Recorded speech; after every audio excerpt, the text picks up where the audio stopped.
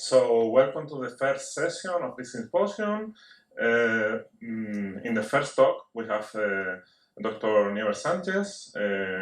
Nieves holds a PhD in geological science from the Complutense University of Madrid, and since 2007 is full researcher of the Canarian unit of the Geological and Mining Institute of Spain, this is the IGME.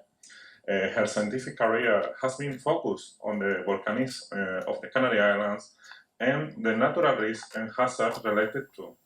She has also participated in the European and international missions to monitor volcanic eruptions such as Guatemala and the Grenades in the Caribbean. And she is a member of the Scientific Committee of the Special Plan for Prevention and Volcanic Risks in the Canary Islands, PEVOLCA, that has been holding these last two eruptions in the Canary Islands. So, she can start now. So good morning to everyone. So in the first place, a big thank to Eugenio and Sharon for organizing this symposium and for inviting me to share with you what the Spanish Geological and Mining Institute has been doing in La Palma eruption during the emergency. So I will try to be short, but Itahiza, please stop me if you see that I go longer than it is deserved. So as this is the first presentation, it's just a few tips about La Palma eruption. I imagine that Itahiza is going to share with you in his presentation more information about La Palma eruption and about the monitoring, but this is just a few questions. Just La Palma is the northwestern island of the Canary archipelago. Its surface is 704 square kilometers, has a population of 83,500 inhabitants and a geological age of 1.8 million years. So in the northern part is the ancient part of the island with the Taburiente caldera, and in the two-thirds southern part of the island, this is Cumbre Nueva in the middle and Cumbre Vieja in the south. That curiously, Cumbre Vieja is the modern part of the island. So the more recent eruption has been occurring in the Cumbre Vieja ridge. So since 2017, we have had some seismic storms in La Palma Island. And in September 2021, these earthquakes were really shallower. Up to September 2021, the depth of the earthquakes were between 30 and 20 kilometers. But in September, these earthquakes were located at 12 kilometers more or less, 12 kilometers depth. The 11th of September, the seismic activity started to change. So the Spanish Geographical Institute gave the alarm of something was occurring with the seismic activity. And in the 14th of September, we have already 1.5 centimeters of vertical deformation. This deformation goes up to 20 centimeters just one day before the eruption. In the middle of the slide, you can see a picture of the location of the earthquakes. It is from the Spanish Geographical Institute in the 14th of September. And in the right part of the slide, an image with the vertical deformation in the island in the same day. So the main activity of Spanish Geological Survey or the Spanish Geological and Mining Institute, we have had some problems with the name in English, sorry. We asked to activate Copernicus just on the 14th of September through the Civil Protection Service of the government delegation in the Canary Islands. The three services of Copernicus that it is written here. We asked for the activation of the Emergency Management Rapid Mapping Service for lagoon mapping, the Risk and Recovery Standard Service for landslide, erosion, and deformation, and the Risk and Recovery Flex just to have some digital elevation model. So this information provided by the Copernicus service has been really important during the emergency of the eruption and even in the days after the eruption. So in La Palma, finally the 19th of September, after an earthquake of magnitude 3.8 at 11:16 in the morning, you can see in the left part the map with the intensity felt by the population of La Palma. With this earthquake, we have had some rockfalls along a line with the direction north-south on the island, along this part. There were some rockfalls. You can see in the image in the center part. This is, I don't know if you can see the video, but all these signals are from rockfalls caused by this earthquake. And finally, at 15:12, more or less, the eruption started in La Palma. So after that, we realized that the earthquake in the morning really opened the path to the magma from the crust to the surface. So we have had taken part in the emergency in La Palma. You can see in the left part, the incident command post is what we call the puesto de mando avanzado. And we had some collaboration with other institutions at the security corps in La Palma, making some drone flights just to know where were the position of the fronts of the lava flows or the evolution of the lava flows or the evolution of the activity at the cone. Well, the main activities of the Spanish Geological Survey during the emergency was to take part in the PEVOLCA. The PEVOLCA is the Special Plan for Civil Protection and Emergency Attention due to volcanic risks in the autonomous community of the Canary Islands.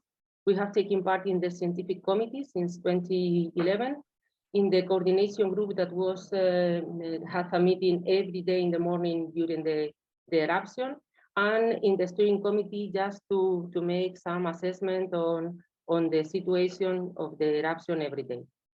In the Spanish Geological Survey, we already had the URGE, is the Emergency Geological Response Unit that was created some years before. So the URGE was activated 3 days before the eruption, once we knew that something was changing in La Palma.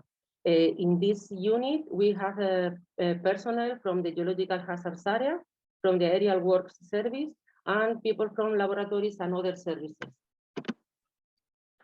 So, sorry, one of our works during the eruption was the attention to alerts. Many times people were calling to the ICP, the Incident Command Post, just saying that they had some cracks in the walls or cracks in the ground, or maybe that the water from the tap had a bad odor, or it was more hotter than expected. So the authorities asked us to go to that places to check if this has something to be with if it was related with the volcanic eruption or with the volcanic activity, or it was other type of situation. So this was one of our main roles during the eruption. Other activities was the documentation and observation of the activity on the eruption with I have already said with drones in the left image, and we have here some images of the activity. So just to check the moving of the lava flows, the position of the fronts of the lava flows, if there were new opening of new vents or whatever. This is another image of our colleague of the Aerial Works Service and our colleague of the GES. The GES is the emergency and rescue group of the Canary government, that they also have some pilot and a group of aerial works. So we were working together during the whole eruption, and it was really a fruitful relationship. Other activities is just to have every day a map of the position of the fronts of the lava flow. These maps are not a geological map or a volcanological map, but just the map every day with the position of the lava fronts and the new lava flows that we can see on the flights of the drones, or even with direct observation on the field. Another activity is just to study the genesis and the evolution of the lava deltas with our colleagues of the Spanish Oceanographic Institute, like Eugenio and Juan Tomás, that are there, and in a field campaign on board of the Ángeles Alvarito. We have been also taking samples of the lava flows in collaboration with the emergency military unit.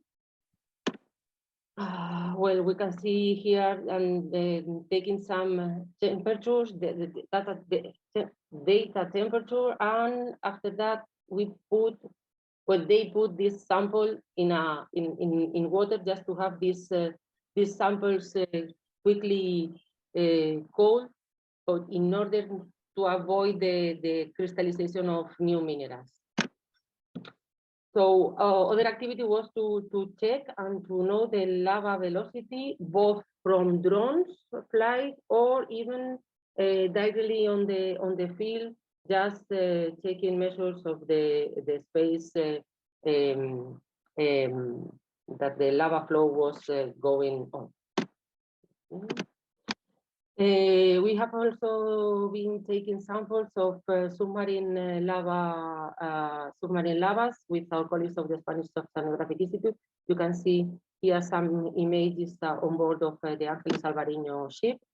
And of course, sampling of pyroclasts. I want to remember you that the pyroclasts are not only these small particles emitted by the volcano, but also the big ones like that are called bombs or blocks if they are big, or lapilli in just the middle size, or even the small one. So this on the photograph is a big one, but we have samples of these pyroclasts. We developed the Cinderella operation because not only the police corps can name their operation. So we asked during the eruption, we asked the population to help us taking samples of the pyroclast falling down in their gardens, their roof, or their houses, because the scientists can go to every place, but we cannot cover all the territory. But there is always some people living every place in the island, so it is easier for the people to collaborate with us taking samples. So we also developed an application that people could fill in online or even in a mobile with an application, just to give us all this data for the samples they were collecting, like the coordinates, the date, the time where where these samples were collected. And in this, you can see here some images of people of the team taking these samples with a specific methodology. And in the middle part, the bottom part of the slide, you can see the image of Iker. Iker is a 14-year-old boy that was taking samples from the very beginning of the eruption up to the end. And one day he went with his father to the ICP, to the Incident Command Post, just to give us all these samples perfectly labeled with all the information we needed. So this deserved an article in a newspaper because he was really prone to collaborate with us. Also, we have been making some studies on tephra loading on roofs and the effect and the impact on some infrastructures. We have been sampling not only the pyroclast, but also the minerals, the mineral crystallization related to fumaroles. Here is our colleague Javier that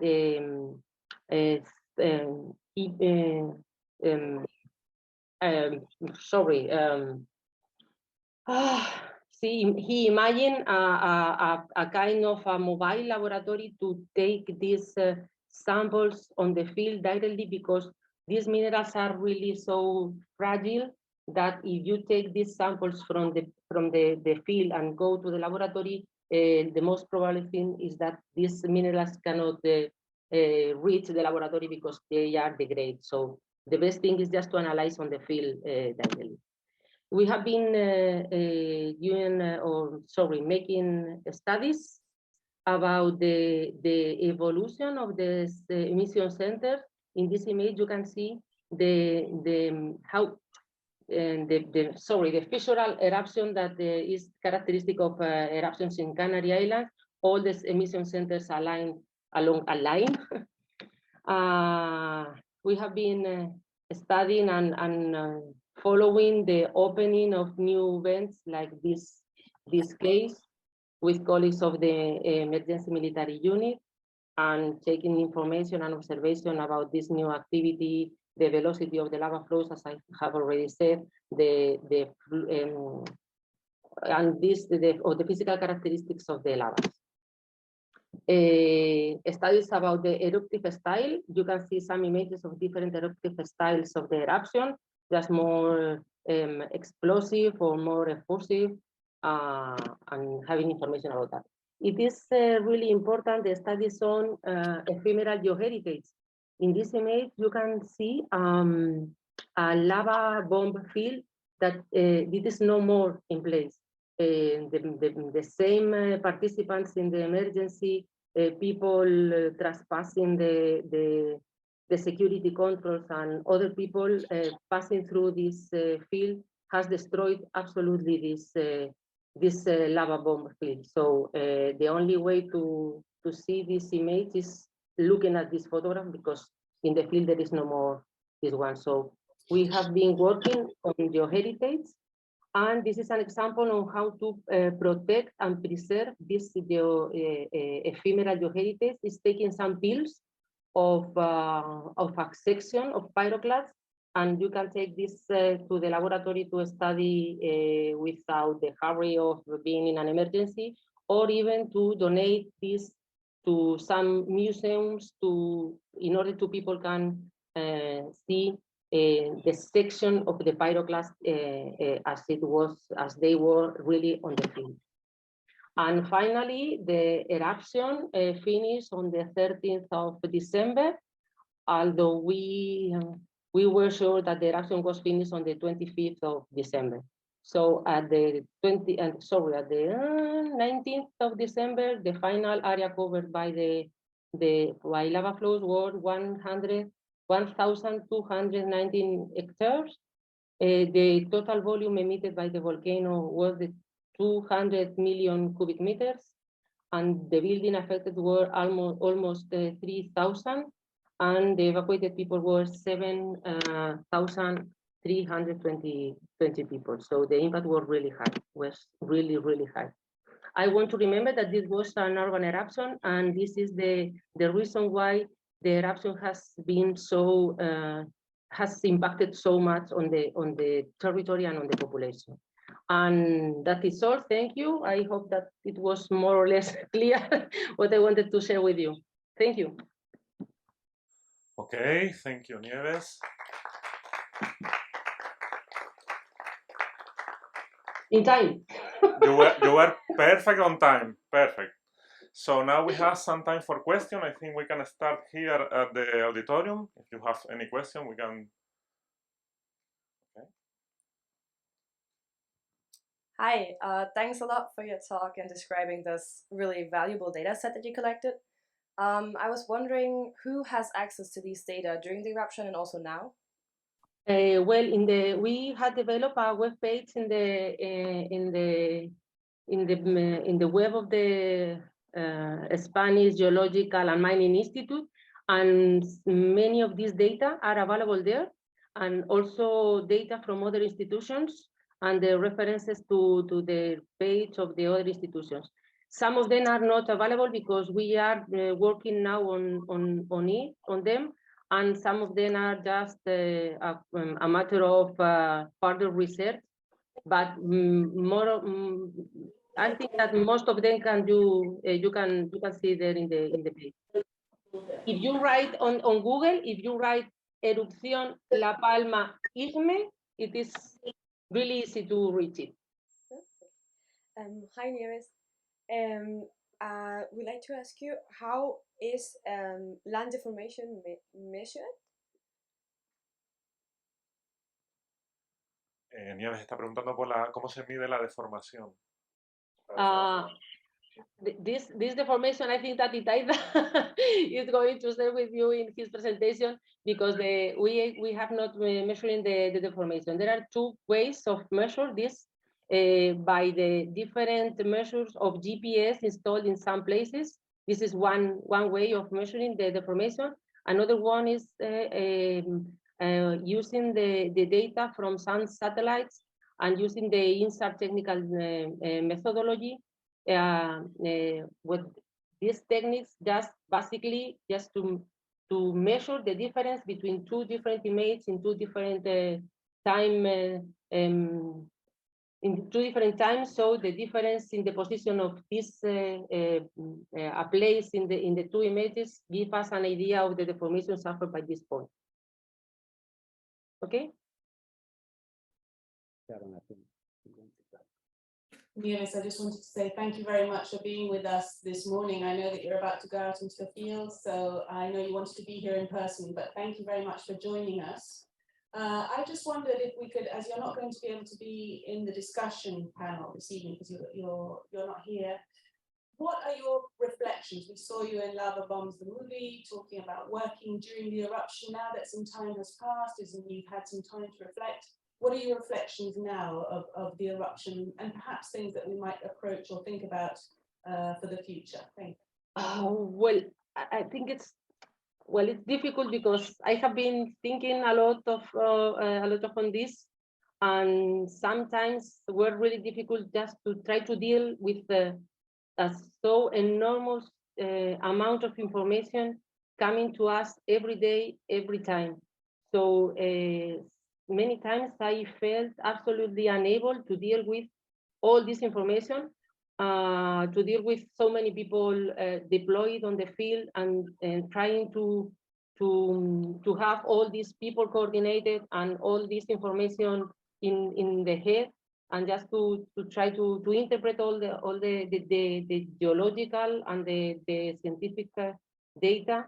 This was really difficult, but really I don't know how to solve this because I suppose that we should have 2 or 3 persons for every one of us, and this is really difficult. So really, I have no the answer. I only have the question, and I think that we still should go on thinking how to solve this, because I think this is not only a problem of of our institution. I think it's a problem for all institutions. The best thing on this eruption is the enormous amount, the high scientific data, but the problem is to put all this data together and to try to discuss on the scientific committee on volcanological aspect. This was really difficult every day. So I think we have to improve this part of the scientific part on the eruption, I think.